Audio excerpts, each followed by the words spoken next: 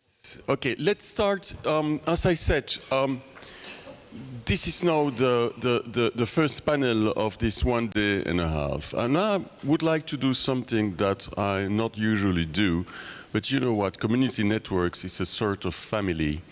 And we will talk a lot, and it's very important, those 1 day and a half. We will talk a lot starting with those technological aspects. But I would like to pay tribute to those guys who really made it, just to close the preceding session. So I would like to call them to stand up so we can see their face, starting with you, Jacko. Please stand up. You, Dawid and Peso, please stand up. Please, please, please, please stand up. I have those people, Ucha, stand up.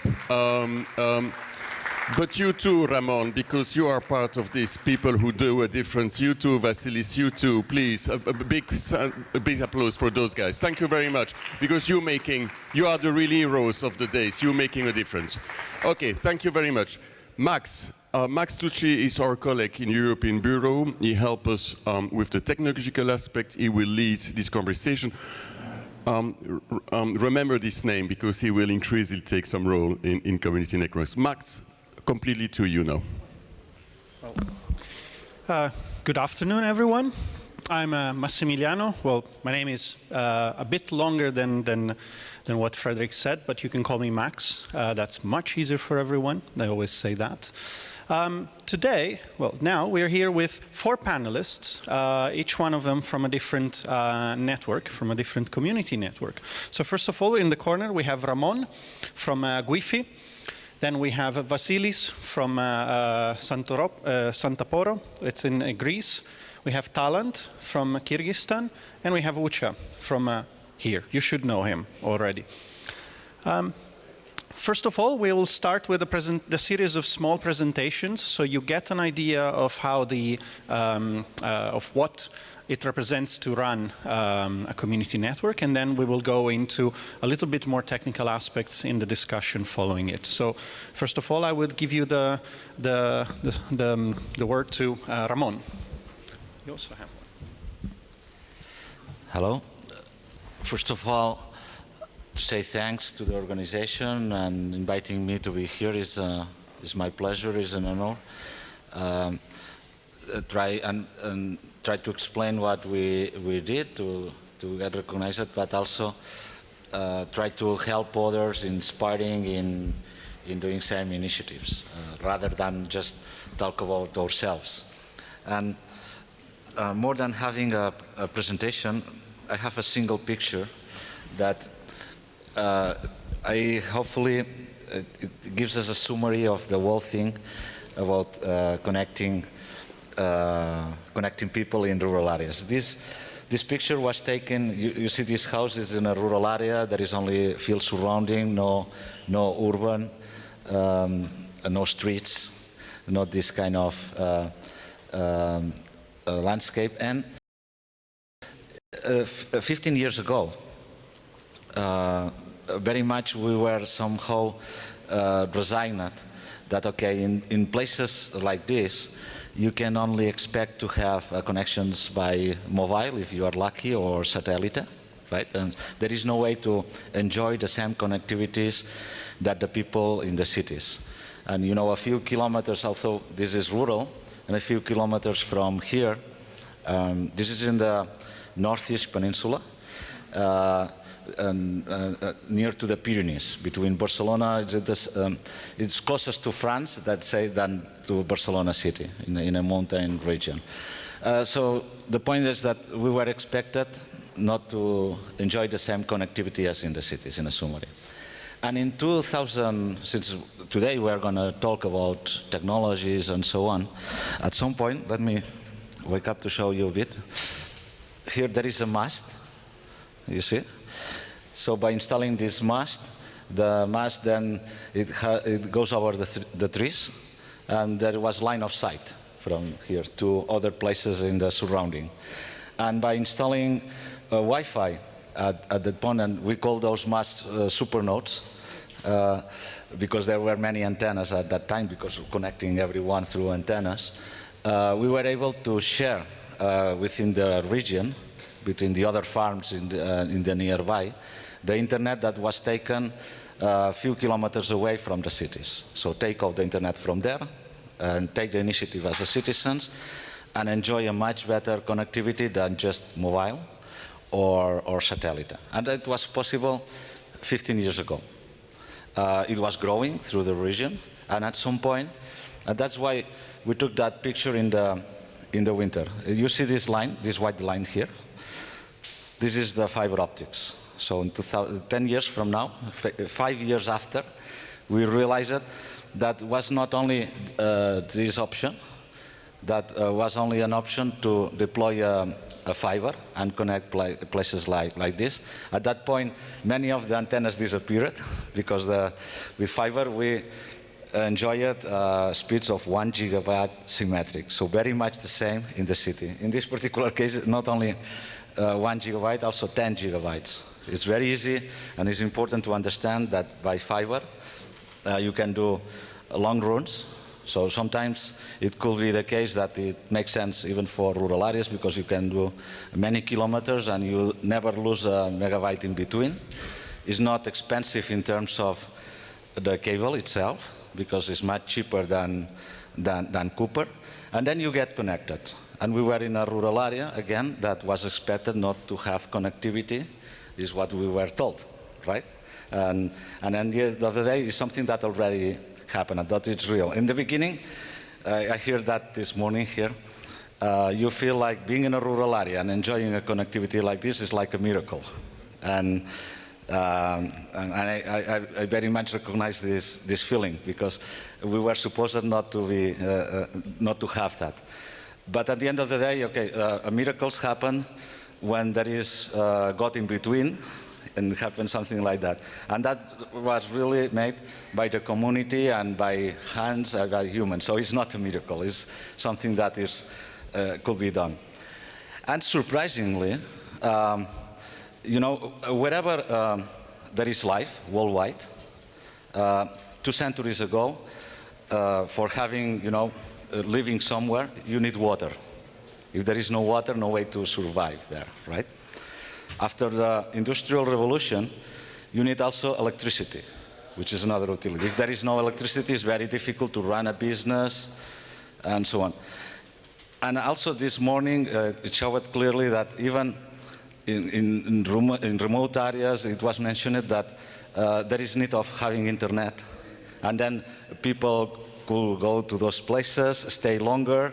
I heard that, and it is absolutely true everywhere. So in the 21st century, yes or yes, for running any business, for providing healthcare to the population, access to education, socializing, so we require another utility, which is internet, right? So everybody in the room recognizes, and that's why it's declared as a human right to have access to the internet, and it's important to connect everyone. There will be no way to develop business or to develop economic activity without internet, right? So everybody recognizes that. Okay, so now the point is, a few years after, and if you live in a place like this, we can make numbers, okay, and find what really can be done.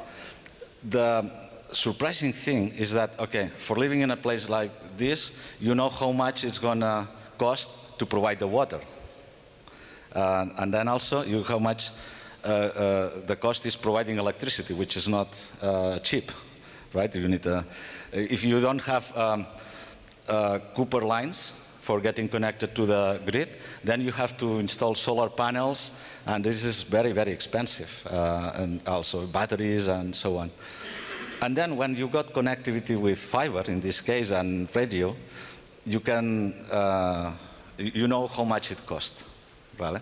And the surprising thing is that although we were told that it was not profitable, blah, blah, blah, was not interested by the large companies and so on, so we did as citizens by the community, we discovered that it's much cheaper to provide, in this particular case, even with fiber, than the electricity.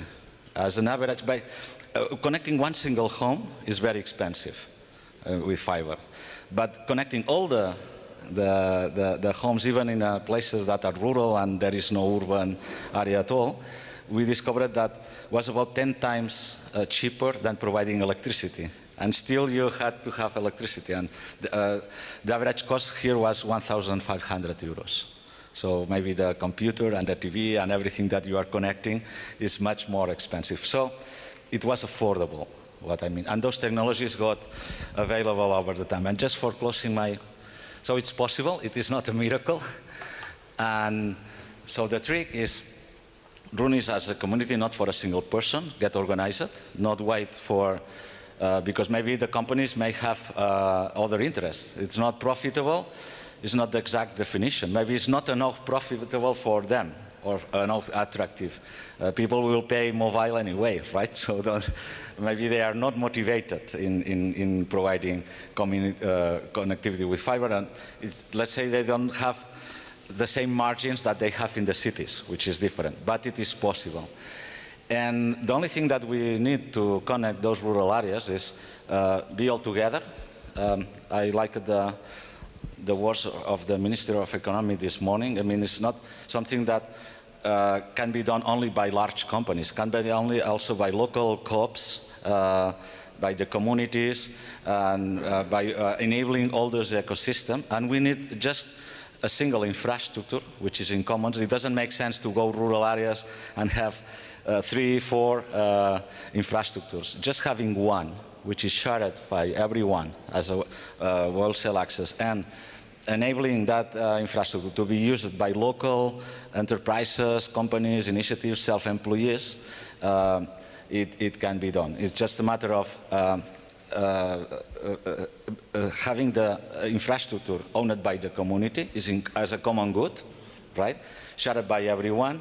And then for making it possible, it has to be somehow managed in the way that you don't fall in the tragedy of the commons. So some governance should apply, and simply is about following the principles that Elinor Ostrom was the only lady who won a Nobel Prize on economics, and actually she got awarded by the Nobel Prize by just describing the principles that have to be managed, and infrastructure is in commons, which of course is not about is about managing the conflicts of interest, not having vertical integrators that the same guy who owns the infrastructure should provide the infrastructure to third parties, so he's in conflict of interest, blah, blah, blah, and create the inconveniences. So there is a way of doing it. It is possible. It is affordable. Technology have, I know, during the panel, hopefully we will be able to talk about that, and yes, can be done. Great.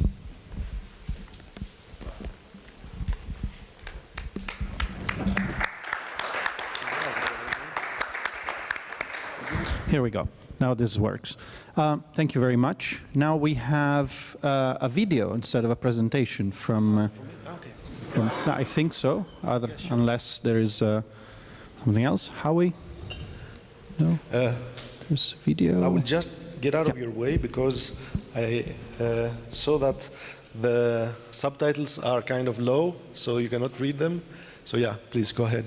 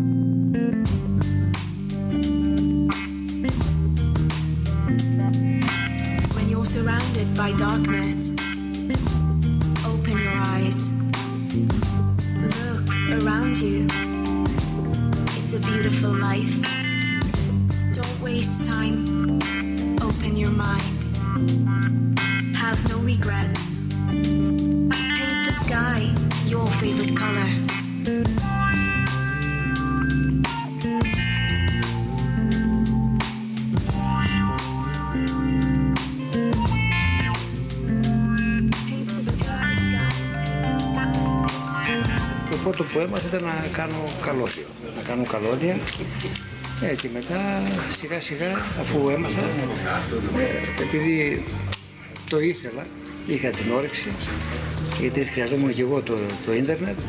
Άρχισα λοιπόν να ενδιαφέρομαι να βρούμε τους άλλους λοιπόν, κομβούχους που θέλανε να έχουν ίντερνετ. Και έτσι σιγά σιγά πήρα και την πρωτοβουλία να ανέβαμε σε κάθε συσκευή επάνω. Και τώρα αυτή τη στιγμή έχουμε 26-27 κομβούχους στο χωριό πάνω.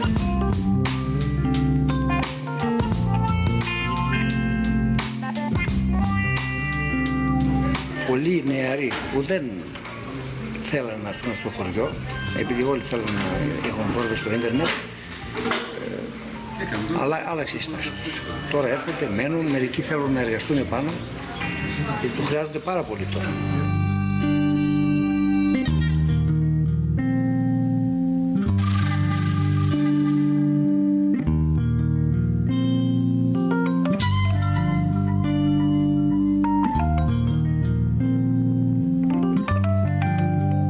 Πάμε από την αρχή. Γίνονται ιστοί. Μπαίνει αυτό το κουτί μέσα στο σπίτι και από εδώ τραβιέται καλωδίωση μέχρι τον ιστό, μέχρι τέρμα του ιστού. Το πηγαίνετε εκεί και δεν το κουμπώνετε πάνω στον ιστό.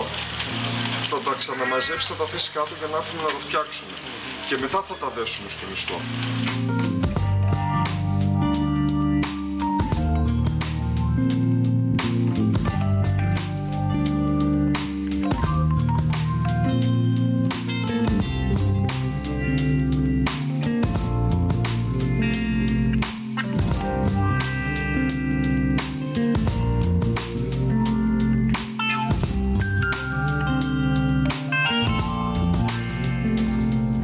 Είμαστε μια ομάδα κτηνοτρόφων οι οποίοι θέλουμε να ασχοληθούμε λιγάκι με το ίντερνετ, γιατί εδώ δεν υπάρχει δίκτυο. Γνωρίσαμε τα παιδιά του Σαραντάπορο, ακούσαμε ότι κάτι γίνεται και ήρθαμε σε επαφή μαζί τους και προσπαθούμε να στήσουμε ένα σύστημα δίκτυο με το Sarantaporo.gr. Είμαστε γύρω στις 107 κτηνοτροφικές μονάδες, από τις οποίες 25 τώρα θα μπουν στο δίκτυο, μετά θα κουμπώσουν και οι υπόλοιποι. Είναι πολλές οι βοήθειες που θα βγουν από το ίντερνετ. Όταν είναι η περίοδο που έχουμε τις γένες, πρέπει να είσαι 24 ώρες εδώ. Ενώ με τις κάμερες μπορείς να παρακολουθείς και να έρχεσαι όταν χρειάζεται. Και για θέματα ασφαλείας φυσικά, γιατί πολλά γίνονται.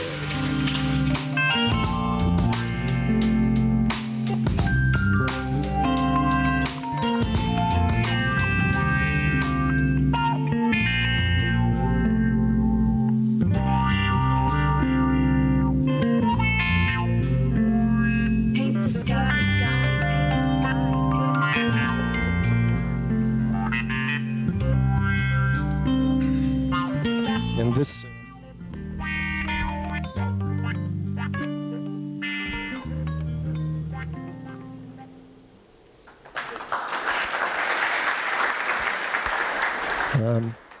does this work? Oh, does this work? Yes, okay.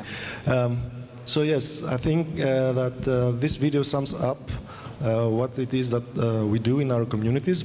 Many similarities between what we do and what the guys from Tusheti are doing. Again, our area is a mountainous, remote area where people were geographically and digitally isolated back in 2010. And since we started working with building the community network, this has been changing in many unexpected and impressive ways for the local communities. So what we do is we kind of fill in the gap left by the market and the state in areas where there is no financial interest for companies to build infrastructure. And we do this by creating a local community and empowering this local community to build its own infrastructure and manage it as a commons. So without excluding anybody and with open internet connectivity. So providing internet access as a right for everybody, both locals and visitors in the area. So yeah, perfect. Thank you very much. Thank you. Now, the last presentation we have is from Talant, from Kyrgyzstan. Now, let's see if we get it on. Here we go. Oh, cool. Is this clicker working? Yeah. I'll also get up because I want to point some things on the slides. thanks so much for the organizers for hosting us. And as I see every presentation, I see that there are so many, although we are in different parts of the world, there are so many commonalities. I think you guys could sit down. I don't want everybody to stand. Thank you. So our community network is called Sussamyr, and it's located in Kyrgyzstan.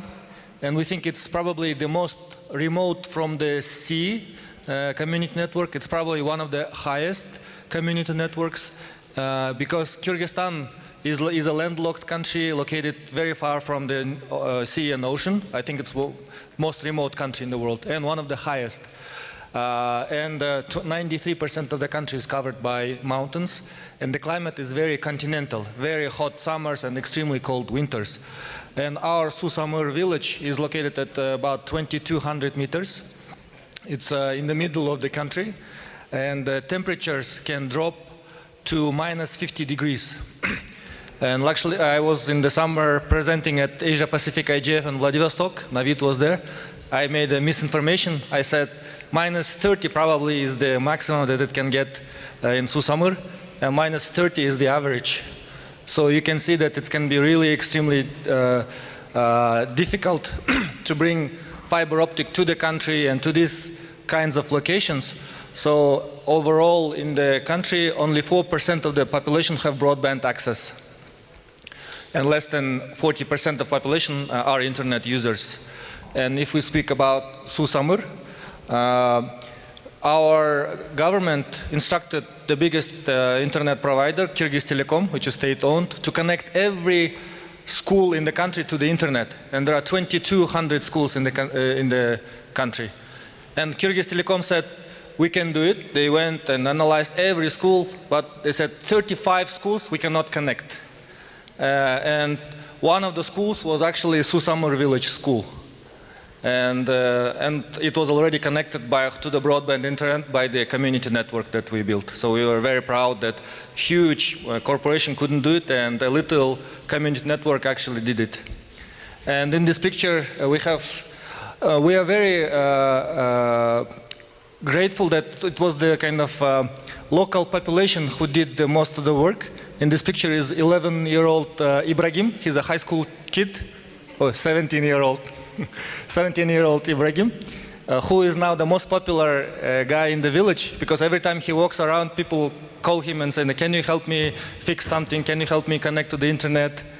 And our news was also featured in Deutsche Welle, and I want to thank ISOC because we got the inspiration from Internet Society and from other partners who did similar networks when ISOC convened all of them, including Ucha, including Osama and others, and we came with this idea that we should try to do a similar thing in Kyrgyzstan. In my presentation, I just wanted to focus on some of the challenges, but I don't know which, yeah. So one of the first, I think, challenges for building internet community networks was skills. So Ibrahim, at the moment, he's the only person in the whole village who can do the internet, who can connect fiber optic lines. And at the moment, he's trying to connect one of the homes where the line got cut. And you can see this Coca-Cola bottle. When we came to the village, we saw many Coca-Cola bottles hanging on the wires. We couldn't understand what was happening. Actually, the local community was so inventive that anytime the fiber breaks, they would connect it and they would protect it with the plastic bottles. So we have also a good way to recycle plastic materials. Another challenge, thank you. Another challenge is that the whole village has only one electrician who is allowed to climb the poles. So I think Ibrahim could do it, but he's not allowed to climb the poles. So every time we need to hang a wire on the poles, they have to wait for the electrician to do the work. And I hope it comes back. Connectivity broke. And So one of the issues was that not only digital skills for the whole population, but more technical skills for the people to build the community networks was a challenge. Another big challenge was that the village being far away from the, let's see, but I don't need it, I think, at the moment. The nearest broadband cables were passing by at about 40 kilometers from the village. And yeah.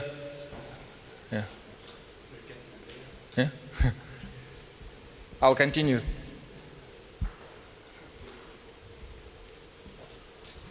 Can I press now? Yeah. So maybe then the natural conditions. The picture you saw previously was just one day before this happened. So we came to the village in September. It was very warm. You could see people walking around t-shirts. We came back to Bishkek and we got a call from our partners in the Sussamyr saying that disaster, SOS, we had a snowfall that broke all the infrastructure, not only of our community network, not only fiber optic lines, but power lines. You could see everything was falling. The fields that they had grains, they got covered by snow, so uncollected. So the village really suffered a lot kind of economically from these kinds of natural disasters that happened in the area. Another issue, I think we'll talk about it maybe tomorrow, the issue of sustainability.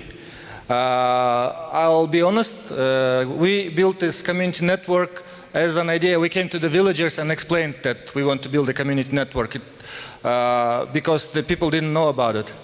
In this case, it's actually a second village where they built community network by learning from experience of Sussamyr, but these were local entrepreneurs and they did it as a corporate social responsibility, kind of giving back to the society.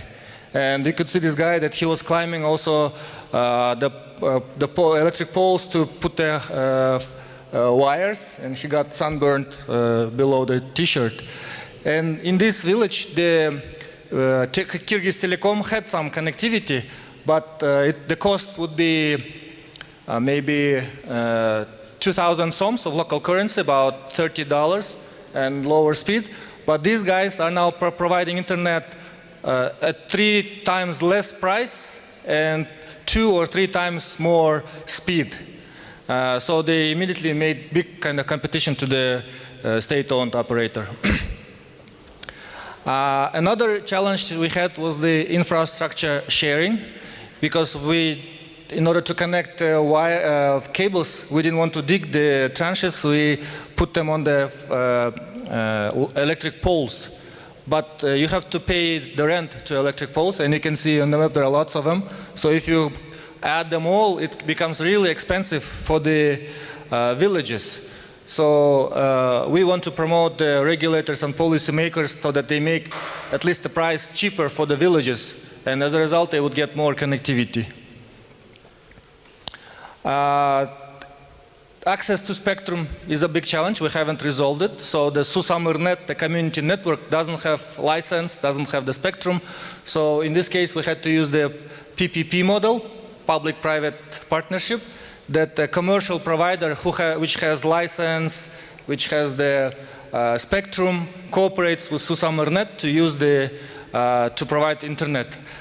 This is a place close to our village, and it's called Paris, like city of Paris, and it's in the middle of between north and south of Kyrgyzstan. Why it's called Paris, we didn't know, but when we started building our community network, we asked for the story, and they said there is a hill where there used to be no towers, and there is this little structure, maybe 2 or 3 meters high. And the drivers, when they would pass by, they just called it Eiffel Tower, and this whole area is now called Paris. And you can see we have 3 mobile operators in the country, and in this hill, each of the mobile operators had to build its own tower to provide the signal. So no cooperation between the providers. Furthermore, the hill is on the right. You could see that to get the electricity for their towers, they had to cross the road, and every one of them had to build its own light pole. So you could see the inefficiencies of kind of not cooperating with each other. And this road is the main road connecting north and south of the country. So in order to cross it, to do anything underground, overground, you have to have so many permissions. So even bringing the electric line is a huge challenge. And our village is located 40 kilometers from this road, where 3 providers have 3 broadband lines, but every one of them had to dig its own channel along this road. I want to conclude my presentation. Our previous speaker said that it's a kind of big effort of working together, and I think it's a global effort now, building community networks, and there is a project by the Association of Progressive Communications, which is a partner of Internet Society, which is helping community networks across the globe, in Latin America, in Africa, in Asia, to develop and to grow their community networks internationally. So later on I can share more information about this effort. Yeah. Thank you.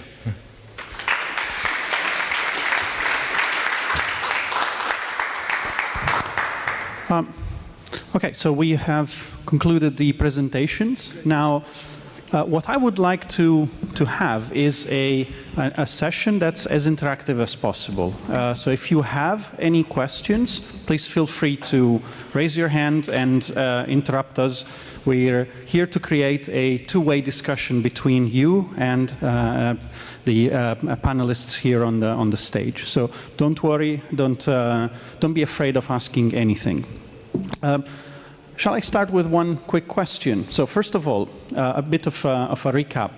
I wanted to tell you what's the small difference between the 4 networks. So the one in Sussamyr, we just saw it, is based on fiber as technology, as underlying technology. I think you all have a microphone in front of you, right? Okay. Then we have Wi-Fi that has a mix of fiber and wireless. We have Sarantaporo, which is basically wireless, and then also wireless for the 2 networks here in Georgia. So we have a mix of technologies here. So my question is, what drives the choice of this technology? Why? It might be regulations. In your case, you just mentioned it in Kyrgyzstan, but what drove, for example, you, Wi-Fi, to go for a mixed situation, and what drove you to, for example, not use fiber at the moment? Who would like to start? Ramon? I might start.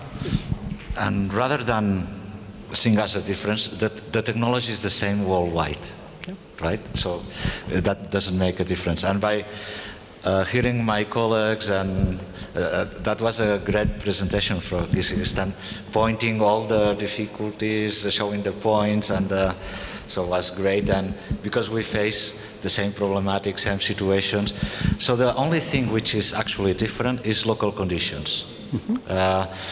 In this morning we saw a mountain that was very high, and maybe it makes no sense go lay a cable up to there, and you have to reach by helicopter. That surprised me, and we were always climbing. We never enjoyed an helicopter for getting into the mountains. Every local condition is different, and technology is a tool. So ultimately the objective is connect the people. So then you have to choose the right tool, like a farmer or an agricultor who is working the land will choose which tool he's going to use for doing a specific job. We have to approach in that way. And so will be cases that will be good to go wireless, and the others will be good to go fiber, and others even other technologies. So it's just choose the right tool, and considering not just the technology but also the cost. And one thing that I would like to point and is that, and Kyrgyzstan also they pointed, I mean, things could be more cheaper if instead of building 3 poles. That picture was great. I mean, it was a very good example of an inconsistency and not, let's say, non-efficient use, not only of the poles but also hurting the landscape by putting too many poles.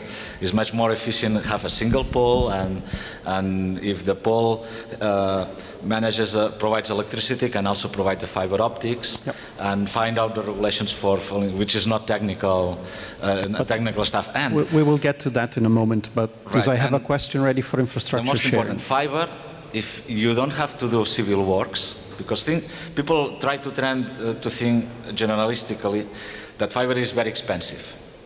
And it is more expensive than the Wi-Fi. But in terms of maintenance, is much lower cost. It provides much more capacity and reliability.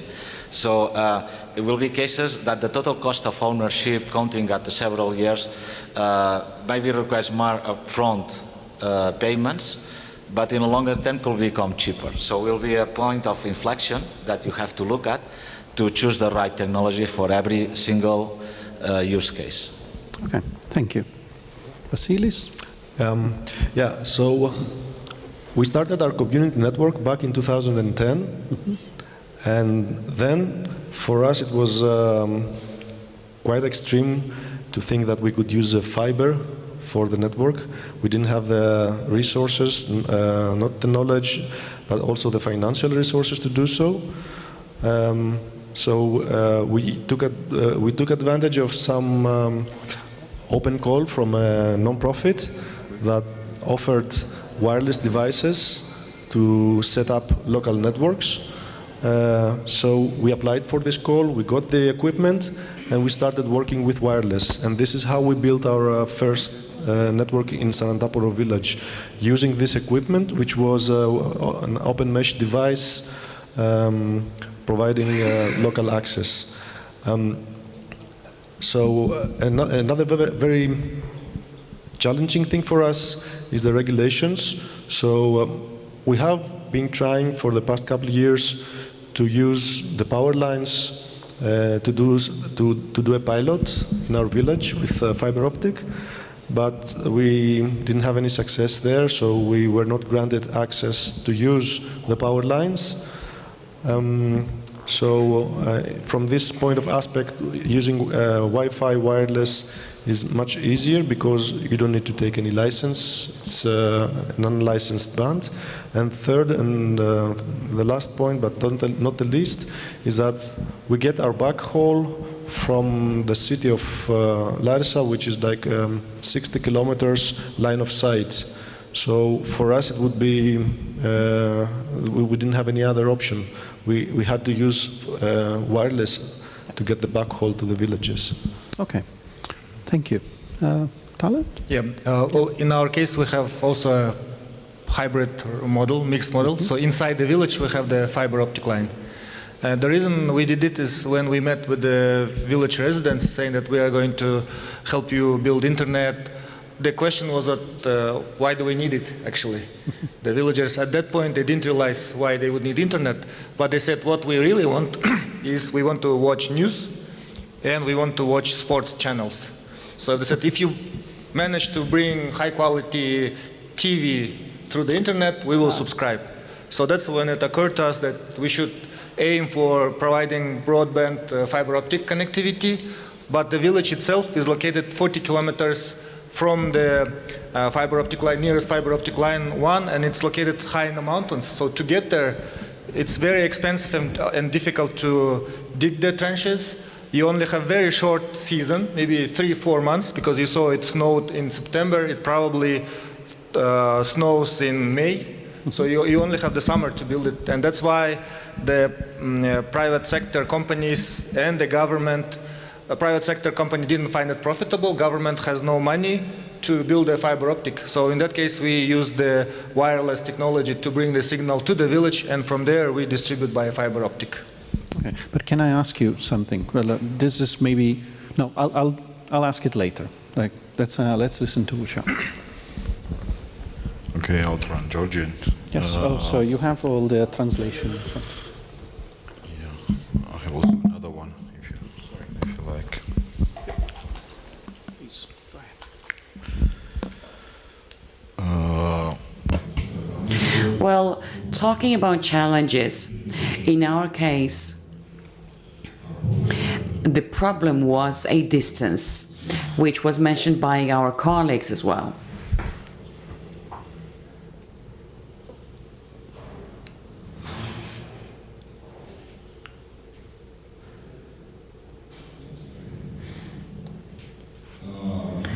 The distance was, of course, the first challenge, because we had 2 connections with the optic fiber.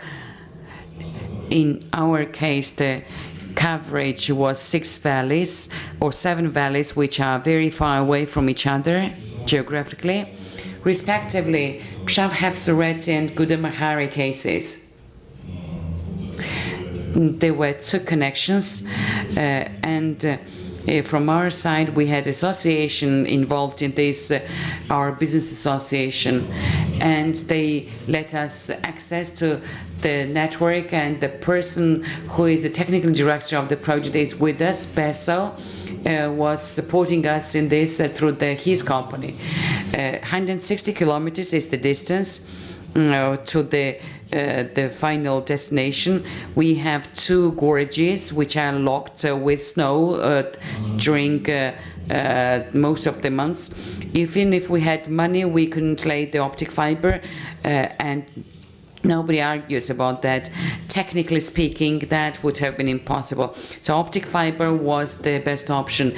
We didn't have other option. 32 kilometers was the longest, and we had 200 megabit minutes per seconds, and that was the speed. And at this point, the capacity of our connection is 500 megabytes. And capacity is sufficient, though you also the helicopter, and we have 2 places with no other alternative but helicopters to put up the generator and solar panels. That is an option for the future, but that's what we managed to do with physical power. But there is no other alternative in the landscape. In terms of users, we of course have the receivers and the network, optic network. Of course, skills are essential, but the association members were ready to install those equipment, and in large settlements we'll have them when the users will be ready to benefit of this high-speed internet. We are providing 10 megabytes per second at present, and this is quite sufficient for the services they render. But they're growing, demand is growing, they call us every single day, they're sharing their problems and concerns, so we'll see. But there is no other alternative other than optic fiber. Thank you.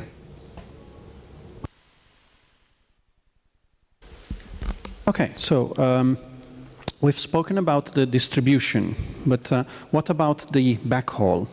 How do you get the backhaul to the place? You mentioned it already, Ucha, but how do you Wi-Fi get backhaul to your different distribution points? Do you have a mic? No. Again, in our case, you will find also several cases, because Gifinet, although it's a community, actually comprises a lot of territories, and depending of the stage of maturity, let's say, of every development, could be a different case. In the beginning, in the roadmap, which is clearly is what typically we do is get the gateway, get a very simple backbone, and do a long shot link, finding a city or a place where there is internet, and getting the internet from there and sharing it through the neighborhood and through the community wireless network. At the point that it grows, it is not enough, and so it becomes a bottleneck, actually, the backbone. You have to find solution, and then is when you take into consideration to use the fiber, for instance, for the black hole, also approach the governments for the existing infrastructure like roads, high tension electric lines that already have fiber, also the railways typically do also have fiber, trying to approach those infrastructures and getting into the interchange points. That's also very important because then you have access to the wholesale, to the very low cost, and have plenty of connectivity. But it requires a roadmap. So it's not in the beginning, you cannot start in that way. You have to start the community typically by sharing and making a very simple backbone, and over the time be more, let's say, ambitious and do the full cycle. Let's say, but not in a single step. I'll ask you a question that also is valid for everyone else after that. We've seen an issue with infrastructure sharing. We were seeing it with the power lines. We were seeing it with the towers. How is the situation in Spain about that? Do you manage to do a little bit of sharing with other networks or with other operators that are not community networks, or do you run into the same issues? As a community network, we have in our DNA typically, since it's owned by the community, is open to everyone, so every infrastructure by nature is shared with everyone willing to. That's one point. But the problem is that the rest of the infrastructures may not behave in the same way. In Europe, by the European Commission, lately have advanced in terms of regulation, for instance, in the Directive for Cost Reduction, asking for sharing infrastructures, which are gas, roads, electricity and water, to force whoever is managing this infrastructure to give allow others to deploy fiber optics and high-speed networks over this kind of infrastructure. But that happens at the European level. Those regulations have to be spread across the countries, and that's nothing. When talking about regulation, doesn't happen like that. It takes a while. Countries maybe, and right now, for instance, we have controversies against the ombudsman for not all the regulations changing at the speed that we would like to. So it's difficult. I think that is difficult everywhere, but that's not a technical issue. Regulations doesn't help, and is also a problem. But in some cases, we have success stories and very good examples of things, but also we face opposition from some of the actors not willing to share the infrastructures as in a natural way that we do as community networks. Okay, thank you. I guess Ucha has something to say. He wanted to, sorry, we'll get back to you. Yes, we have a quite interesting experience with the moment and with the sharing infrastructure.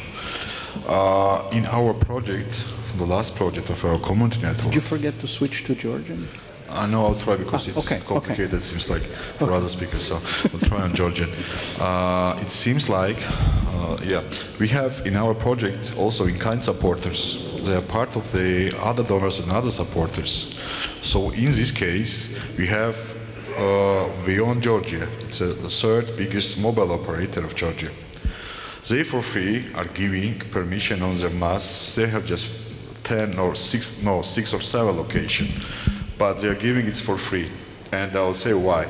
Because we are giving information about their involvement, because it looks quite interesting, because everyone, especially from the biggest company, have social responsibility.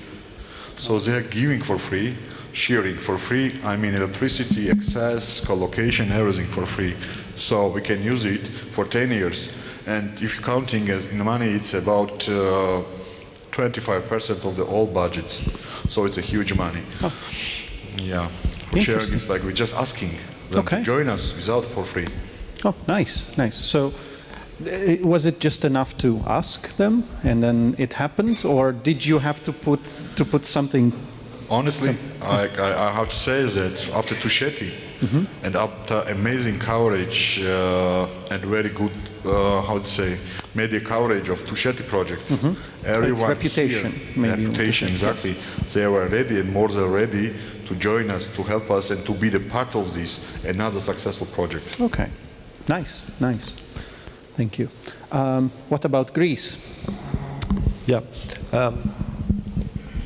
So we get our backhaul from the university. We have a memorandum of understanding signed with them since a few years now. I think since 2014. We have villages in our network that have no other way to connect to the internet other than our community network. So the local university felt that somehow they should contribute to the local society, and this is how they contribute. They provide us with the backhaul, and we share it to these villages. For us, there's no way to reach an IXP because there's none in our area. The closest one is more than 200 kilometers away, and there's no access there. There could be access if we could share the infrastructure of I don't know, the power company or some telecommunication company that used to be the national telecommunications infrastructure, but not anymore. So yeah, we do face problems with sharing public infrastructure. We feel that we should be able to do so. We should be able to have access to this infrastructure. But there seems to be some lack of, let's say, legislation there in the local context, or some lack of understanding of what the European Union wants to go to. So the directive that Ramon mentioned earlier states that we should be able to gain this access, and this is something that it should be frictionless. But in our case, it hasn't worked like this. Yeah, we know that reality sometimes doesn't match what's written on paper. Yes. Yeah. Well, but we don't stop trying. Yeah. It's a good point. Yes. So as I mentioned earlier, we get our internet from Paris. Yeah. But the Kyrgyz, Kyrgyz Paris. But we were fortunate to have a partner in the private sector, a small internet provider, which had the license and which had the spectrum access. But we built the infrastructure, and in technical terms, I guess it works that internet provider rents the infrastructure from the community network and pays back certain percent from the amount it collects from the subscribers. So, and otherwise we would not be able to get access to the internet. But when building the infrastructure connectivity, we also had to look for inventive ways to put our equipment. So in the village we found a water tower. So our antennas are, but it belongs to the hospital. So when we first built it, we provided free internet around the hospital areas. And lots of villagers would come and use the Wi-Fi because we hadn't built a fiber optic line yet. But then when we had to turn off the hospital's Wi-Fi, the hospital said it got used to for free Wi-Fi. They said, okay, now you have to pay for the rent of the water tower. So in terms of infrastructure sharing, not only communications infrastructure, but this kinds of infrastructure also is helpful. But the villagers we didn't do anything. The villagers themselves talked to the hospital, and they said, no, please let the equipment sit on the water tower because it's benefiting all of us. So they managed to resolve the issue themselves. Wow, that's a very interesting scenario in that case. So you have the population asking the local authorities to help you put the infrastructure where you need it. That's a very interesting one. But getting back to the fiber, we discussed that there is a chance to actually deploy it, but the costs, what are the costs in your case? Because this morning we met at breakfast and we were discussing about the different parts of cost for deploying a fiber and what it means then to use it to share the infrastructure. So we were discussing about the fact that the initial expense for deploying a fiber is very high, and as we were discussing a moment ago, then over the course of a period of 10 years, fiber gets cheaper. But then you have some other issues with the fiber. The fact that you need to repair it from time to time, and you found that the people in Sussamyr had interesting ways to repair it and cover, repairing the fiber, covering it, making sure that it doesn't get broken again. But what are your experiences with this kind of infrastructure? So talking about not only the technical aspect, but going into the right of way, the ease of laying a fiber. Do you have any experiences to report or any issues you found in your country about that? Who would like to start? Ucha? For now, I think it's better to avoid this question, but this question exists for us because, yes, we are using the lens but to be honest, all these areas, how it say, are split between the villages and the societies inside of the society. So they can give permission for use of these lands in these areas. From the next year we are going to take and took this right of ways from the local government first of all, but for now we are using it for free. We have like a verbal permission from the locals and also from the local government. For now, for different areas, from my other perspective, we have to pay. We have to take from the government, so it's a little bit complicated. But from highlands, because we are doing very important part of our job, because of the social needs and whatever, we are using it for free because it's additional money in the tariffs of end users. So it's have to add additional price to the end users fee.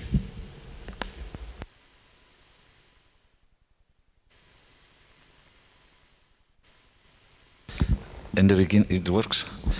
In the beginning, honestly, we didn't knew how much it was going to cost. But after some years, I can give some general tips that will help everyone to know how much it's going to cost the fiber. The fiber costs cents per meter. So with 1,000 euros, you can do more than a kilometer of fiber. The cost of the cable is amazingly cheap. The cost of the maintenance is also, at least I will say, 80% lower than maintaining an infrastructure of wireless. Because in wireless, when in the top of that mountain, there is thunderstorms and everything. The thunders tend to hit the antenna, destroys everything, and you have to go there to repair. And but then you would avoid having a nice trip on a helicopter. Yeah, so it's much lower the cost of maintenance. And to give generally the rule, I mean, the problem is that the fiber, at least in Spain, when installed and properly installed, it could be, then it's not €1, it could be about €5 as an average for deploying the fiber, because the most expensive thing is the labor. Then also the electronics.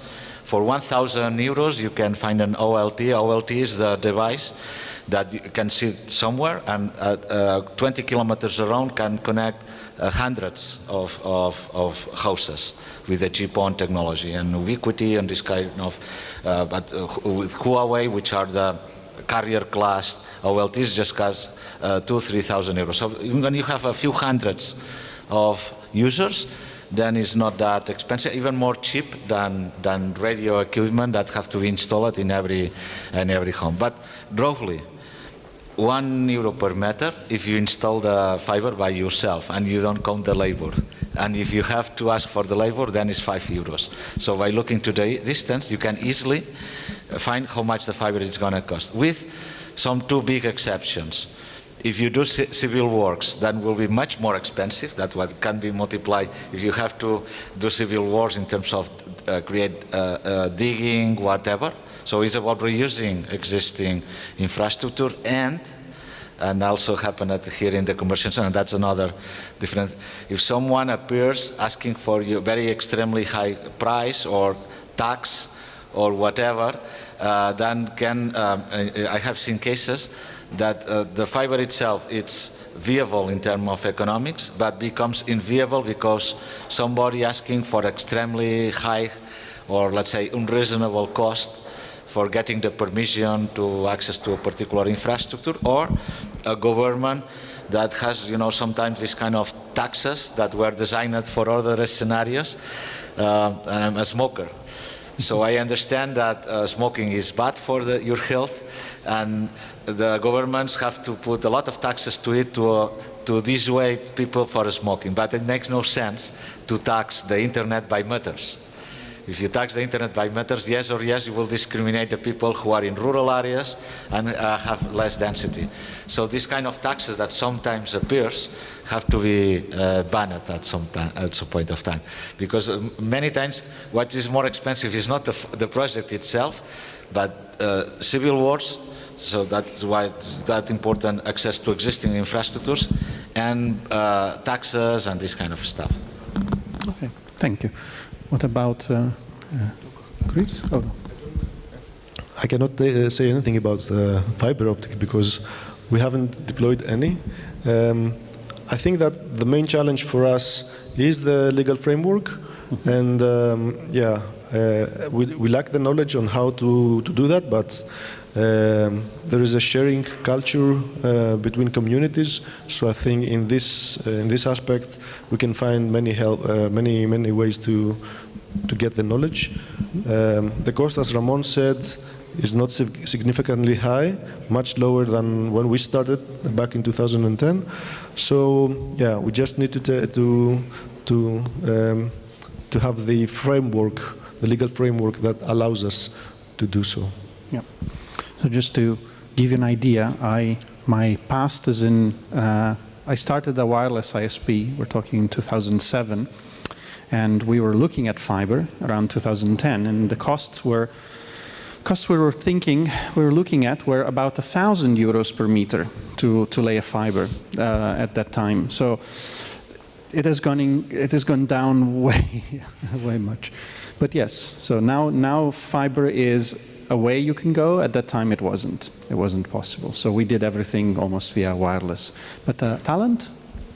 Yes, I agree with the previous comments, but just to add some maybe additional information from our experience, indeed the civil works is the most expensive part of laying the fiber. So in Sussamyr, if we better put the fiber underground, but first it would cost much more money, and second, the land use rights is also a big issue.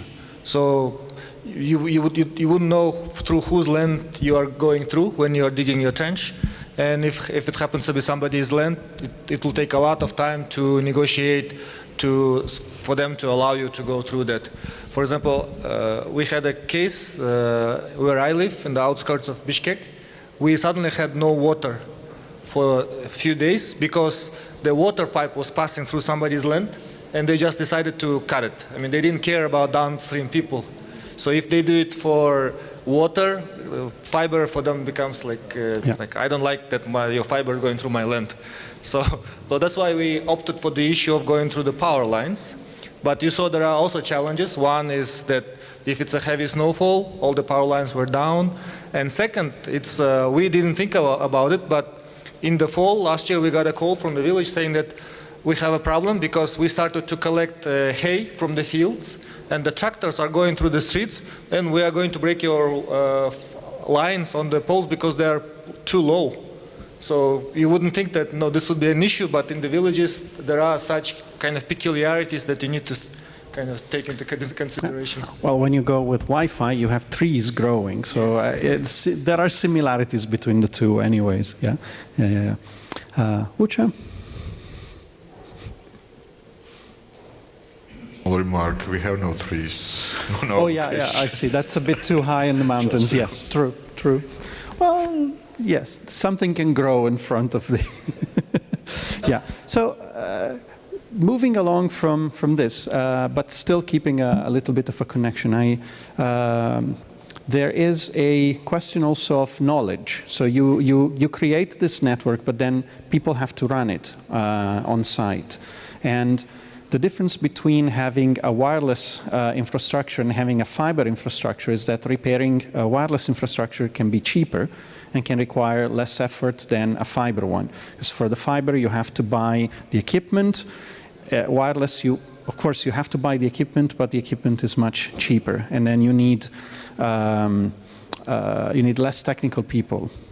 do it. Repairing a fiber requires a certain skill and a certain knowledge that needs to be created. How do you manage this? Well, we've seen the example of the 17-year-old in the mountains, but how do you guys, do you also have a local, let's call him a champion, him or her a champion? Do you have someone that, we saw it also in Greece, but do you have other examples, or do you have other ways of providing the same capabilities or the same system? Who would like to start?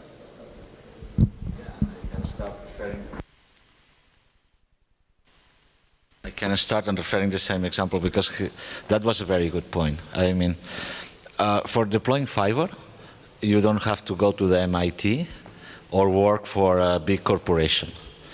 Of course, you need the slicing machine that it costs a few €1,000, but less than a car, so something that somehow could be affordable. And now you can also buy it from AliExpress, I can tell you. Sorry? You can also buy it from AliExpress. Yeah. Actually, I'm not kidding. The first fiber that we bought, it was 2009, we were not able to find fiber, the cable itself, in the shops in Spain because they were not, nobody was selling that in the retail market. So we went to AliExpress, we bought in China. After 3-4 weeks, it reached the Barcelona harbor. We have to pay with American Express, so we will reach the fiber us, and yeah, it was coming to us. So it can be, now it's widely available, and we can go to local shops. But in a local shops, was 10 times more expensive. Of course. And yeah, well, sometimes the globalization also provides good things, which is access to those technologies, and it's not that expensive. And yes, that's why I like it very much, the example. There is an electrician, a plumber, professionals everywhere in the world that just with a few training, a few days, can understand how to manage this slicing machine and knows very well how to deploy a fiber cable. Actually, the fiber cable is much easier to be deployed than the copper cables. So any electrician worldwide with just a few training can be empowered to do the same. And one of the analogies that sometimes I'm doing for making an espresso coffee, you don't have to be part of the Starbucks company, right? You can do still your own espresso. Maybe it will taste better if you do it with love, right? So local professionals everywhere in the world can be empowered and feel empowered for doing this kind of deployment, of course, with a few training. In some cases, it's even easier than the Wi-Fi. The antennas is quite sophisticated, and so it's not easy. It requires routers, and GPON is so easy. I mean, you can multiplex. So after a few training, it can be done, and can be done by any local, like the antennists, the people who install antennas for TV, can also help in building an ecosystem for providing services, for building wireless infrastructure. So for sure, think that doesn't have to come somebody from the city to deploy the fiber in those rural areas. We can teach the already existing professionals how to manage that. Okay, thank you. Okay. So what we do is we have 3 pillars that we work on as a community network. The first pillar is laying the infrastructure. The second one is training people via workshops and various educational events. So we hold training workshops in the villages where we show people how to make a cable, how to put the equipment on the rooftop or the balcony, and how to do basic maintenance. So for us, it's really important, not only because we think that this is the only sustainable way to actually deal with such an equipment, because you can imagine all the equipment is in people's houses, in many houses, in many villages, so you cannot just run around and maintain it yourself. You have to share this knowledge to the node owners themselves.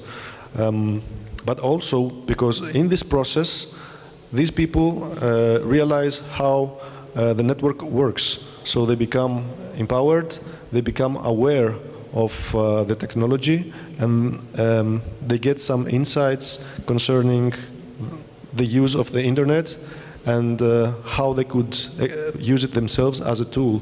So we have examples in our network, for example, in our community network, where people themselves have expanded their infrastructure in nearby places where they needed to have internet. So without any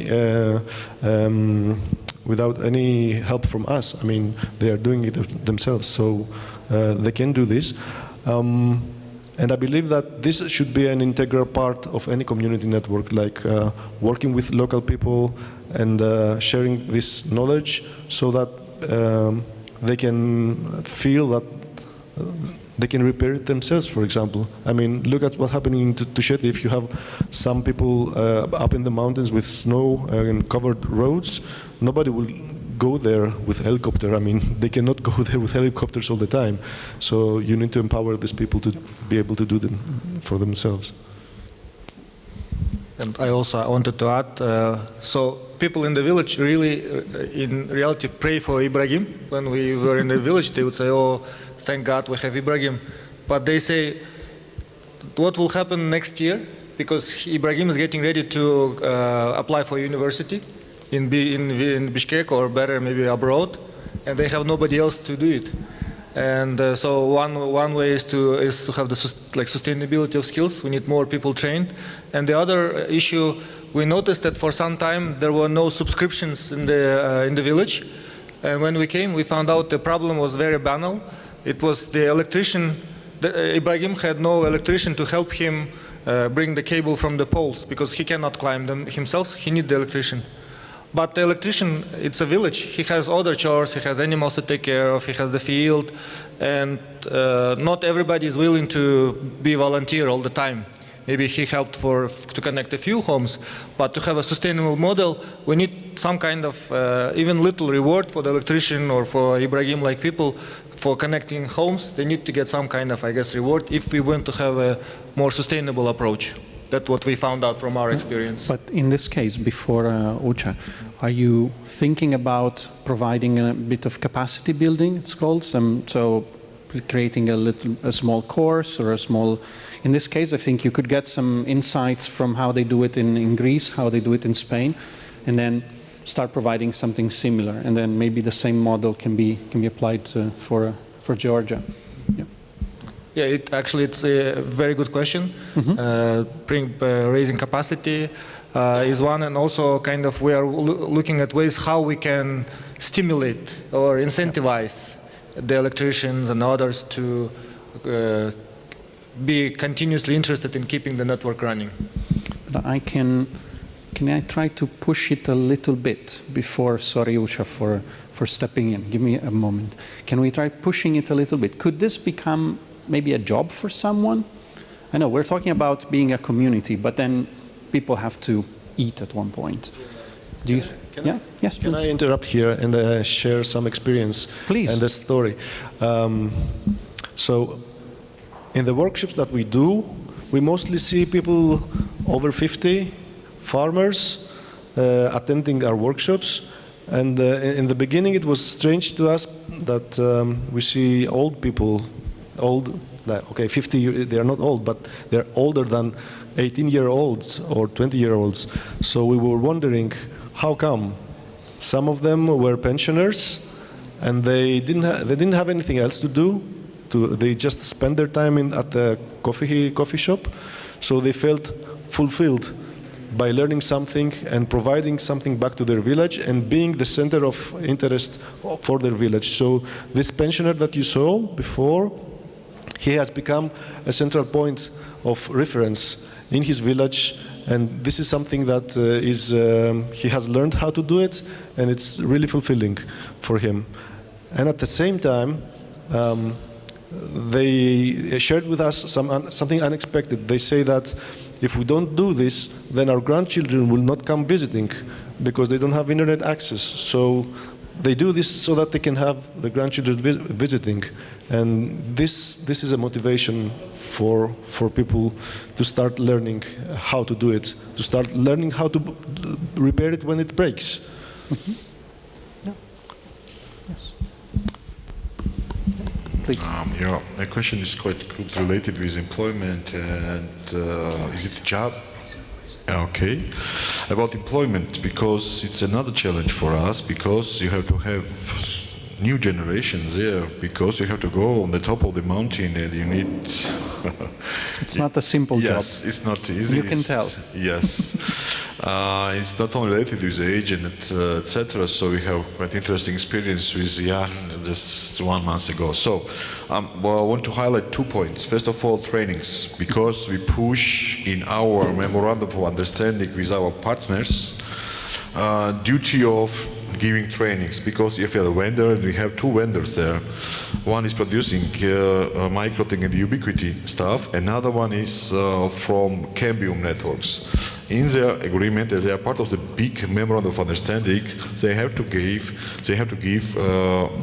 trainings, at least for their staff, for routing, for installation, for everything. For 2 or 3 weeks, it's up to us.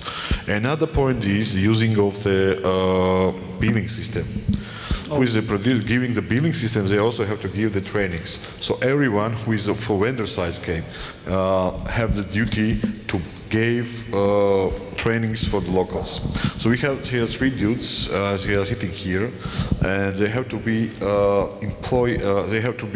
they are volunteers, yes, they help us without some money, etc., but they have to have some salary. Because we have to give them enough money to stay there, to help us, and it has to be their job. So we'd add 10% of our fee, and we have to take and have to split for capital costs and another part for their salaries. So yes, we have to do it because volunteering is ending and it's not working. You can rely on volunteering, but then you also have to have plan B. And that, well, use the microphone. This is a people who was the part of the project. The core, yeah, the core of the exactly. project. Yeah. But just 4 or 5 people. Mm-hmm. Okay. Any other comments? No? Do we have any question from the audience? Oh yes, we do have. I'll come over.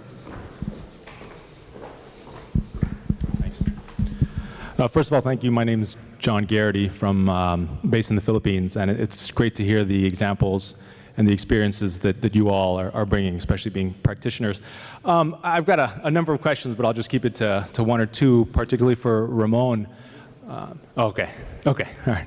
But it's also on the business model side, so I don't want to get too far. All right. So your slide, Ramon, you pointed to GUIFI focusing on being a wholesale open access network so that there's structural separation between the network infrastructure provider versus the retail service provider. So I just wanted to get some clarification. I mean, if the community network is just focusing on the wholesale open access network side, who's actually doing the retail service provision to individual customers? And then if I could just also piggyback on the fiber discussion, I mean, it's great to hear the numbers that you guys are seeing on the ground. I think in the US, one of the numbers that you hear about for fiber deployment is more around $20,000 per mile in rural areas. So that's around $12,000 per kilometer or so. And one of the big issues is population density in rural areas. So again, also maybe for GUIFI, how is the investment made? I mean, is it purely a subsidy that's paying for the fiber, or because basically you're pushing out the break-even point or the payback period? So is it a one-time subsidy that's paying for all of it? Is it some sort of more patient capital that's saying, okay, you know what, take 20 years for you to actually pay back the fiber investment? So those 2 questions, but also open it up to the rest to answer. Thank you. Who would like to take this on? Yep. Let me start with the second question, and then if I forget, please remind me about the first. That's a very good point. actually, the video that you saw was edited by the European Commission when we got awarded as the best innovative business model for financing and whatever. And why they gave us that recognition in 2016? Because it was not subsidized, it was paid by us, right? So that's, and it was not a miracle. So we as citizens, we bought, I told you with American Express, we bought fiber, and all the time was working like that. And also I think it's very important to looking forward and looking for other ways of financing, not just by crowdfunding, which was the way that we use it.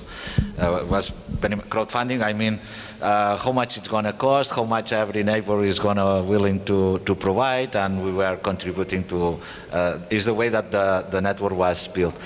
In some cases, some small municipalities also help it a bit, but I tell you, this is the small part.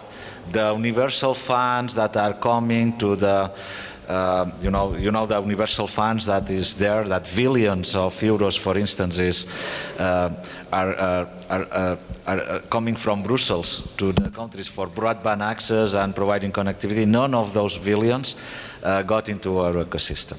And that's why we got the award. So it's crowdfunded. And we are looking also for enabling, for sustainability and so on, for passion capitals and Connecting Europe Broadband Fund. There seems to be nice opportunities that, honestly, we still have to work with. And about the costs of the fiber, again, I mean, and that makes the trick. Where is the trick? And there is no trick, actually. The fiber, it costs the same in the US that in, actually all the fiber is manufactured in China and is less than €1 per meter. So if you don't do civil works, if we buy the fiber from China and we send it to the States or to Spain or to France or whatever, and if instead of hiring somebody, because we are spending our own money, right, we are spending a couple of weekends and deploy the fiber over the poles, then the cost is 1,000 per kilometer, not 12,000.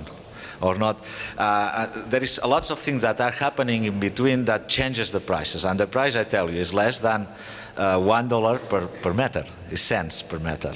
Okay, you are counting your labor. We do count the labor as a part of the investment, for instance, as the governance, but it's something that have not to be provided by cash.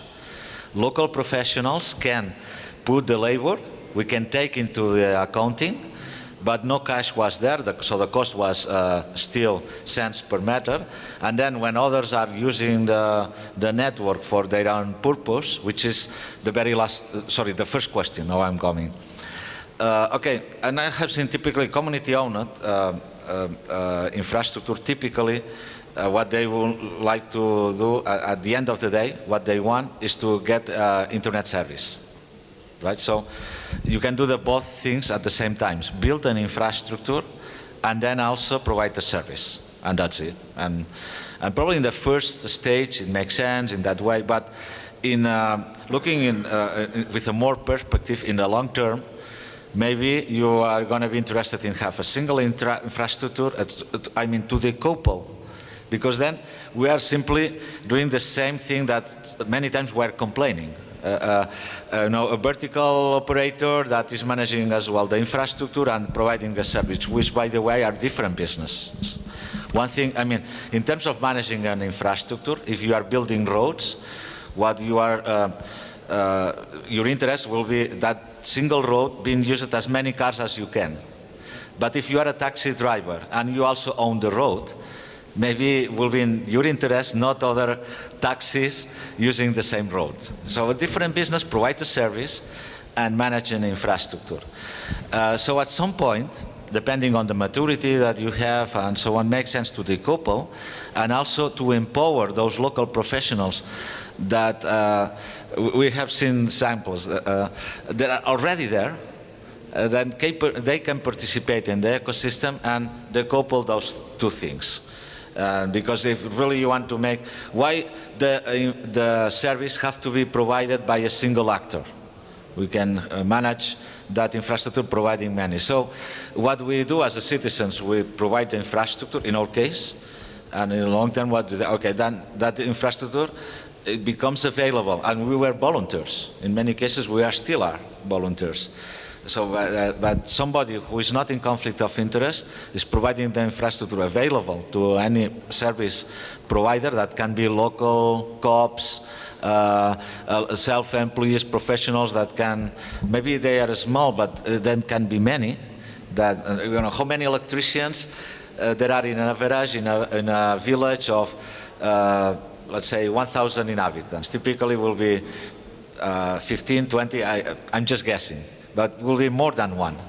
And provide the freedom of the citizens to choose which electrician they want to get the service from. It's a good idea, and it's the way that we behave. So within the governance, we deployed the government, designed the governance in a way that we are drastically separating both businesses. Actually, they are in conflict of interest, and try to make it independent and enable as many service companies, which is not easy because sometimes you also don't have many. You have just a few, but at least to decouple those two things. Okay. Hopefully I answered both questions. Okay. Yeah. Okay, but can I add a question to this? If, well, I like the concept of sharing the infrastructure, but at the same time, aren't we going to run the risk of having single points of failure across the country or across the whole infrastructure for multiple providers at this point?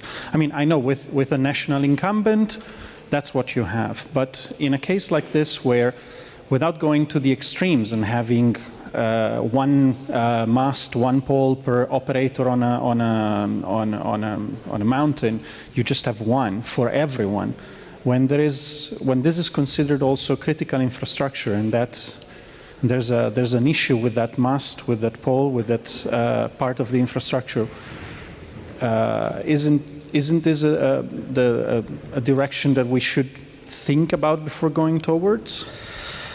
Good point, because quite often has been used this argument that you are pointing to justify another very bad thing, which is the overbuilding, which is the waste of the money. I mean, we request alternative. For high availability purposes, you need more than one infrastructure in place, just in case one is failing. No, I understand that in media stat virtus, like in the middle, it's better to stay in the middle, not having an exceptionally high number of infrastructures, but not having just one to rely on. And the supernode, I call supernodes the kind of infrastructure that was deployed in top of that mountain with several antennas. That is a risk, because if thunder, I'm sure that it happens, or in the heavy winters that you have, you mentioned 50 degrees under. So that's and with winds and froze, and that's things will happen, yes or yes, and you need redundancy. Yep. And if you don't have, you may expect some disruption on the service. Especially in a situation where on the mountain you probably cannot go and do maintenance and repair during the winter. So it's something you have to make the infrastructure as reliable as possible. Yeah. I've been there. I also operated a situation where we had towers on mountains where there was no way to go in the winter. Let me explain you something, however. To finish, for sure there is need of redundancy, and if you don't have, we will have a trouble. But going to the picture that he was showing to us, if you have 3 towers at the same place, very likely, if that is a problem occurring, will happen for both 3. So should we place it in a different? And with fiber, what makes the redundancy is not have several companies deploying fiber, but using the same facade. Or using the same conduct, that something broke both cables. True. What you need is rings, circles. So it's absolutely false that just by deploying several infrastructures with fiber, you will have more reliability. But because of having several providers, one fiber owner, because maybe they use the same route and the same road, and will have damage. What will make is a good technical design. What provides high availability is not having several companies, but have a single, well-designed a redundant infrastructure, then in case of the wireless is having another supernode somewhere just in case this one fails, and in the case of fiber, make a ring with the same fiber. So if in one way it doesn't work, then can go in the other way. And that's a technical issue, which is important. One way, if I can say something also as a... Can I add something? Oh, please do. Yeah, I would like to add that in this aspect, there is some advantage in wireless networks. So I will bring into our discussion what happened with Katrina in New York City, where everything flooded, no infrastructure was operative for some time, and then you had the Red Hook neighborhood in Brooklyn. The guys had set up a local network, a wireless network, which was a New York City mesh, yes, right? Yes. It was a mesh. It was not the New York City mesh. It was called the Red Hook. Oh, okay. So everything stopped working, but these antennas were on top of the rooftops, so they had this infrastructure that was operative, which was resilient and offered a basic communication during a very severe damaging event in the area. So yeah, we should take into consideration this aspect of community of wireless networks in such conditions, and of course providing for redundancy is something that one should bear in mind when designing such infrastructure. One way we had found at the time to provide a bit of redundancy was to actually do not distribute from the towers on the mountains, but have a local distribution in town that would get backhaul from different mountains around.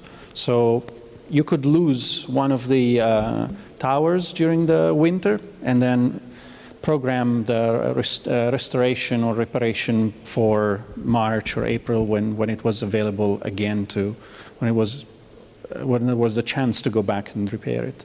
So it was a way to get around the issue. But I know Ucha wanted to say something. Yes, just 2 points, 4 important points.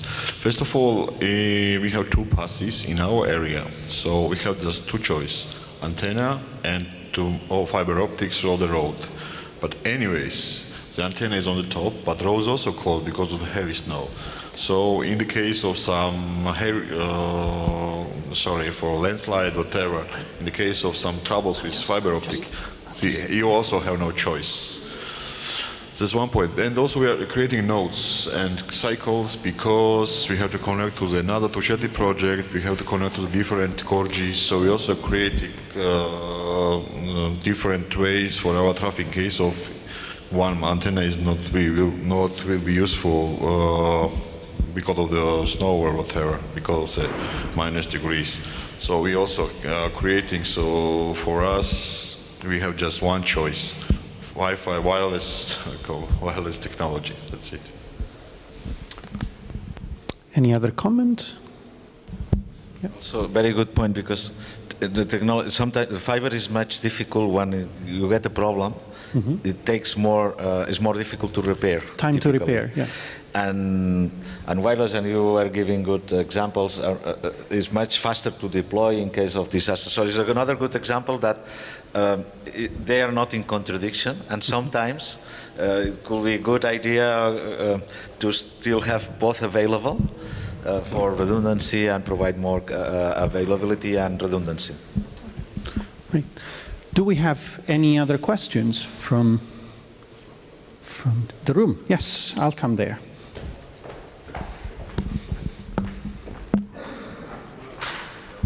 Sorry? I'm Georgian. Oh, yes, please.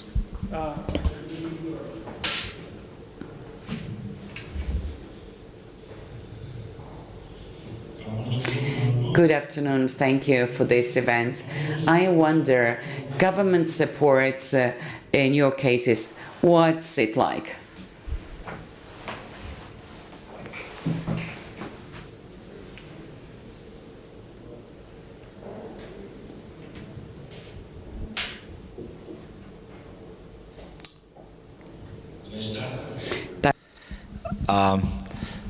when say government is a generic word, right?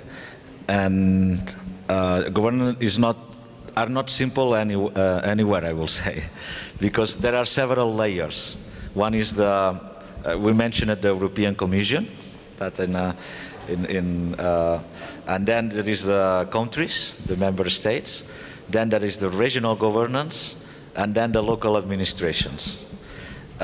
Personally, I will say that typically from the local administrations for the small villages was very easy for us to work with as a citizen-driven initiative, because they feel very close to us, and typically the government or those officials are also volunteers, right? So they are not, and very easy to deal with the small villages and so on. But when going rise, sometimes it is more difficult. And also governments, when are at regional scale or country scale, is not have several departments, and so with some departments it's quite easy to cooperate, but with some others it's much difficult, and bureaucracy, I think, is a problem everywhere worldwide and not easy to deal. So for instance, before I was giving the example that, for instance, the European Union is doing some regulations to help in accessing and sharing infrastructures, but has been in many cases the case of that the government is not cooperating in some ways, so we can get into dispute and sometimes even into court. And that's surprising, because as a community-driven initiative, our aim is not to get into controversies with the government, but something happens. So government is a very wide concept, and will be cases which are very successful in terms of cooperation, but also we have to recognize, and will be naive not to recognize those situations, that sometimes is difficult. Another example that was mentioned is when they come with a tax, and the project becomes not economic viable just because somebody come with a tax, like, and okay, if it's for tobacco, it makes sense, but if it's for accessing the internet, it does not make sense to put taxes like that and provide a difficulty which is artificial just because of creating a tax by methods, for example. Okay. Anyone else? Yeah, I would like to share a couple of examples. The first example is from the local government in our area, the previous municipal administration.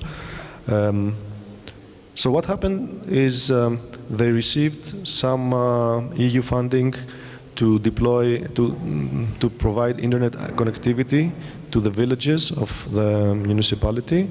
They did that for a year, and then they stopped because it wasn't sustainable what they did. So then a bunch of guys pop out of nowhere and start building infrastructures here and there and providing internet connectivity, and we are still there for 10 years. And they kind of saw us like competitively, and they felt that we were kind of not, we were exposing them. So we haven't been working with local administration until now. Now it has changed past May, and this administration is much more friendly, and they realize that they can serve their citizens by collaborating with our organization, which is how it should be. This is how I feel. And then I have another example from a higher level where we are discussing with some telecommunications people from the state governance level, and what they say is that we do what the EU legislation tell us to do, and we don't see community network phrase in there, so our hands are tied. We cannot help you. What we suggest that you do is go to these people, go to Brussels, and start lobbying with these people so that they start putting community networks in the legislation, and then we can do something to help. So this is how they put it. I guess that, yeah, if they wanted, they could somehow engage into the discussion, but we realized that indeed this is kind of a problem and we have to tackle that.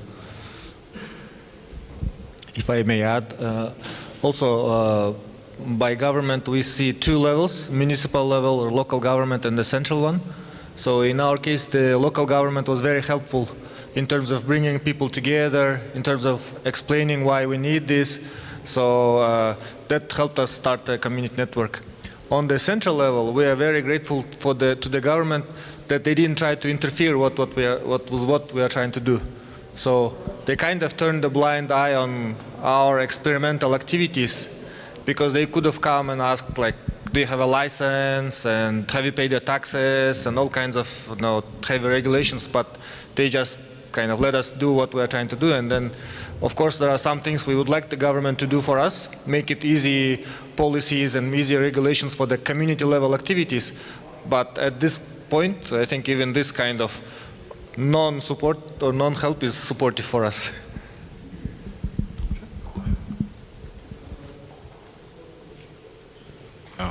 For us, it's, I would say, we have half funding from the government as a grant. But it was done after the previous project from Tusheti, so not only Ministry of Economy, the donor of this project, we also have Tusheti municipality as a donor. They gave 10,000 lari. It's not a big amount, but anyways, they also were trying to be part of this project, so also gave money for this. Local society, yes, we have some local representatives of the local municipalities, but we found local leaders, the guys, and they are with us, volunteering, etc. But everyone was, how would say, maybe it sounds a little bit not strange, but central government, local government, everyone was with us. We are with us, and they are with us right now too.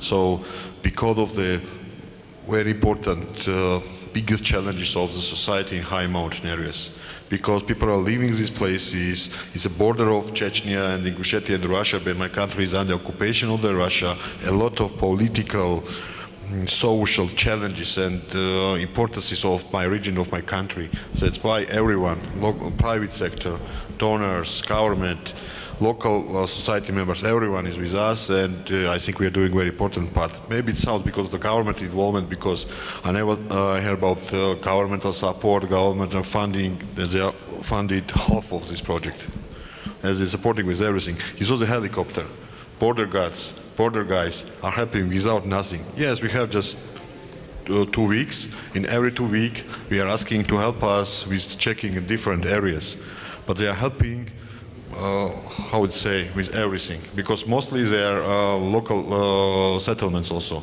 They are working for also border services, as a natural border guards. So yes, in Georgia's case, it sounds like this. Thanks. Okay, thank you. Do we have any other question? No? Oh. Here we go. Hi.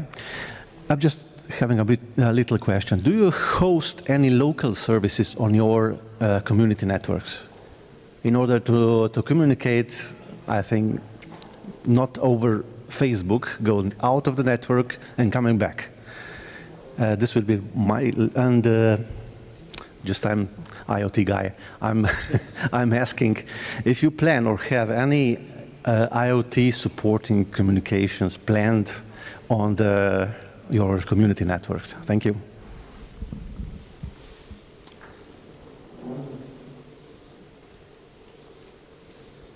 Yeah, good questions. From the very beginning, when, in our case at least, when we started, we tried to promote within the community to create, our own servers within the network, mail servers, video conference servers, content.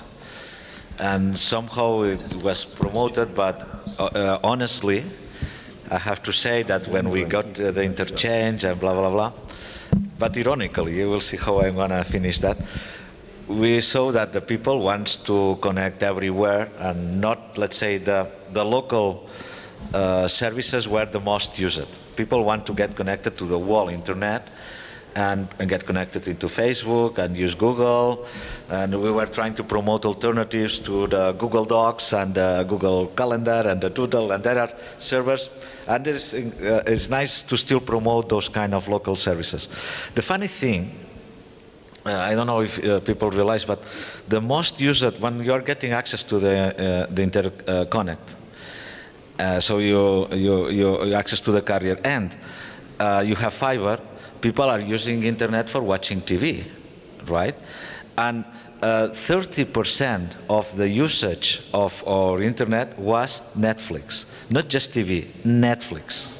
30%. So it was vastly the most used service happening in our network. The good thing is that then do exist the cache delivery networks, the CDNs. And Netflix was very happy to give us the servers itself. And so they gave us, when you have more than 10 gigs, on average, they gave us the servers. So now Netflix is locally given within the network. So it's a way to cooperate and solve that. And that also helps drive costs down. Yeah, and that increasing the latencies in 3 milliseconds from my home in a rural area. I'm getting the film and the content. So there are ways to work on that. So I think it's still good to promote local content and local servers. For more important than this, that if at the end are delivered local, or not, is to educate the people. Because if you simply use everything in internet, in Facebook, on the cloud, sometimes you are providing the data that personally. So it's about education, about sovereignty, and this kind of stuff. So it's good to promote still local content. Yeah. Local services is something that we have been discussing for a long time. I would say that each and every local service that you want to provide is a startup on its own. So you have a service, you have the target group, you must develop it as a proper service. So it's really, really difficult, especially when you have people who just, young children in our villages confuse internet with Facebook. So they say, oh yeah, we got internet, and they only use Facebook. So you have to unlearn, you have to change them, which makes it even more difficult. Having said that, we have already deployed what you could call an IoT device, which is a weather station in one of the villages. So we are providing local weather observations to the farmers, which they find useful, so they know what the weather is like at the present moment. And we would like to expand this to other villages as well, because you have like microclimate in almost every village there, so it makes sense. We have a project, an ongoing project, which will eventually lead to installing some soil humidity sensors in some fields later in mid-2020. So we will use these sensors to provide feedback to the farmers on how they can water their fields. And we are in a very early stage of setting up a healthy aging project with a collaboration that we are doing with some, it's called the Commons Lab from Crete. So this is about offering services to elderly people living alone in the village, in a remote area, away from their relatives. So a way for them to communicate their habits and their health issues to relatives, so that they feel more secure in living on their own. And of course, the farmers that you have seen in the video before, they are deploying cameras to monitor their cattle, which is really important for them. We didn't know. So there is a period when the animals give birth, which is like 3 months or 4 months per year, and they have to be there 24/7, because if something goes wrong, they have to intervene. So this is what they actually do, right? For 4 months, they or their collaborators are there 24/7. And they say that now we can at least deploy some cameras and at least be in the village, not at the farm. Whoops. I lost it. Yeah, so we intervene whenever there's a need, so we don't spend our days in the animal farm. Yeah, please. If I may add, in our community network, we have a little community radio, but they didn't have access to the internet, so they had a lot of struggle bringing their content up online. And once we built the community network, they became really happy that now there are many kind of young people who left the village to go to Moscow or other areas. Now they can listen to the broadcasts from their home village, thanks to the internet that community network is providing. And as for the second part on the smart devices, we have another small project also supported by ISOC. It's called Internet in a Box, a digital library for schools, which works offline. But it has a potential to be a smart device once we have the internet, so it can synchronize with the central server and update information as soon as it becomes available, and all the content is in local language. So that's another kind of benefit of a community network.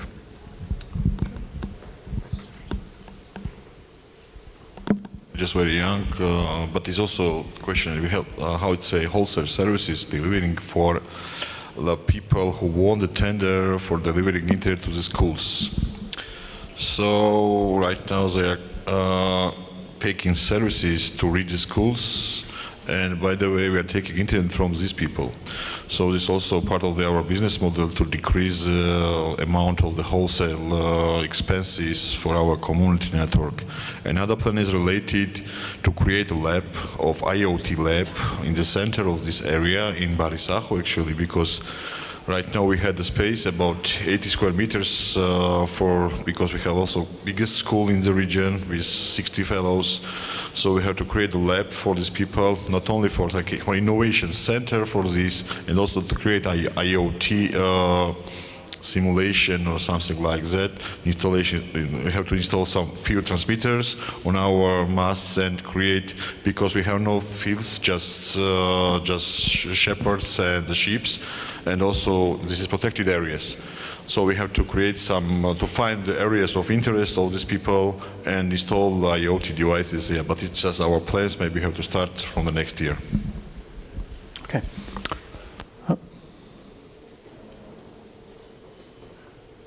From the very beginning, there were tons of IoT examples, connecting milking rooms and everything. But I think we're missing one other new application that I have seen typically in the wireless communications. Sometimes the remote supernodes get hung, right? So you lose the connection and you have to go there. And I have seen discussion with technicals with LoRaWAN technologies have an alternative way to connect an Arduino there that with a very long range, so in case that you lose the connectivity with the main backbone. So you mean out-of-band management? Yeah, you have an alternative also by radio, but with this kind of communications that are very, you cannot provide internet because it's just a few bytes, but can reach hundreds of kilometers away. And then connect the Arduino and make a reset. So hopefully you are able to revive all the, and that's another application on IoT. That's a good point, good idea. I have one last question that comes from me. And, you know, I couldn't avoid this, but I need to ask you. What about IPv6 on your networks? Because we all know it's news now that the addresses are finishing, IPv4 is finishing. From my past, I know I'm pleasing Jan with this question, he wanted to ask it. He was going to ask it anyways. Do you have any IPv6 deployment, or do you plan on having IPv6, especially if you are a new network that's coming up now? I would suggest you do everything IPv6 only and then provide IPv4 as a service. But do you established networks have any plan, or have you implemented IPv6? Sorry. When we got interconnection, I mean, and you have the membership of RIP in the case in Europe or EPNIC, you get both ranges, IPv4 and IPv6. So we were promoting IPv6 by a simple reason, because they don't give you any more IPv4. So you have to, and they are forcing out it right. The main problem, however, are typically the network administrators, because they like to think the router are themselves, and they like to understand IPv4 is so easy, and IPv6 is something that is not, you need a router to manage that. And so there is a kind of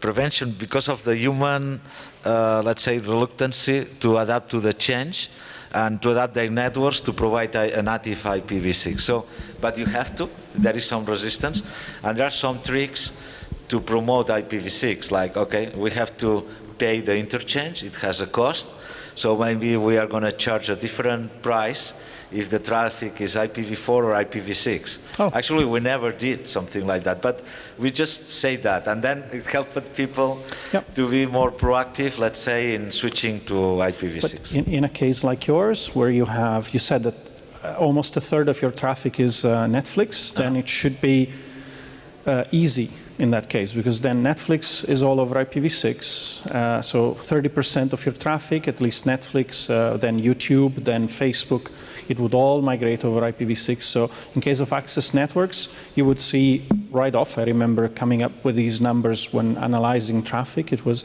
85% of your traffic would move to IPv6 then.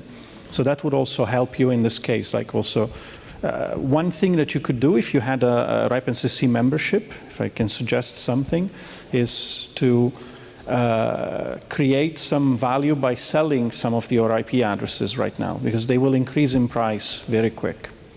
So that would be a way to create an income to be used for the deployment of the network in other new areas. So this is something we can maybe discuss in a moment while enjoying something to drink or something to eat.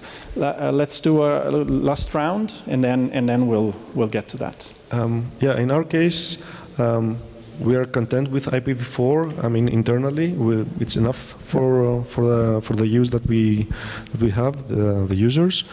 Externally, we don't have this possibility, because the backhaul, the university that provides us with a backhaul, they don't support not GeoNet, the university. Oh, okay. So but the university backhauls over GeoNet. Yeah, but the in-between node does not support IPv6 yet. So, yeah. That's a pity. Yeah, no question for us. But yes, you could try to push them a bit. Talant. We also have no IPv6, I think on a country level even, and I'm not sure how soon we would get it. But I think once we start getting IPv6, Vahan would stop coming to us to promote it, and he will not give us 6 kisses anymore. So maybe we should stay on the IPv4. I can tell you that Vahan will keep on coming anyways. So don't do it for him. Do it for your users. He will come anyways. Ucha, any plans? This was a question from Jan Whiskey Silence. No. It came from me. You know, it came from me. He also wanted to ask it, but I anticipated him. Yeah, it's a challenge for us. It's a good question, because we have with our last meeting with it was question related with the ports, and it's a big challenge for us. So it's a challenge. We're going to start something in very quickly. Yep. Okay. Thank you for this question. Okay. Thank you very much. Do we have any last question? Very, very, very last question? Anything? Oh, we do. Yes, but is it going to be quick? Yes? Because there's food waiting for us. Mobile coverage, did you had a problem, and how did you solve it? Mobile coverage, because in Tusheti it is still a problem to have a mobile telephony coverage. How did you solve it? And what do you recommend?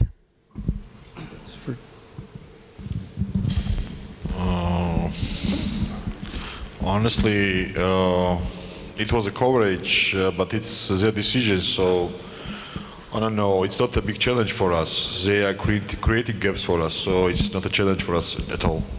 Yeah, I think the service is actually kind of complementary at that point. So if you get Wi-Fi access, then you can maybe avoid trying to have mobile. Yes, with this, we are at the end. Jan, you have no questions, right? No. Okay. We finished. I really enjoyed this conversation. We will all be available today and tomorrow if you have any remaining questions. But then thank you very much, and I'll leave it to Frederick. Round for applause. Yeah, exactly. Thank you. Fantastic panel. They know what they're talking about. Congratulations to you, Max. That was very well moderated. Thank you a lot for the interpreter. She was there and did a fantastic job. So thanks a million. So we continue, but with a glass of wine or whatever you want in your hand. This is just over there. Thank you very much. This is the last part of this today's event. Be there tomorrow. We start sharp at 10. I know where I am when I say that, but okay, it's a hopeful start. Be there tomorrow. It will be fantastic. We will have 2 other panels and a lot of surprise. Thank you very much. Let's go for a drink. Thank you.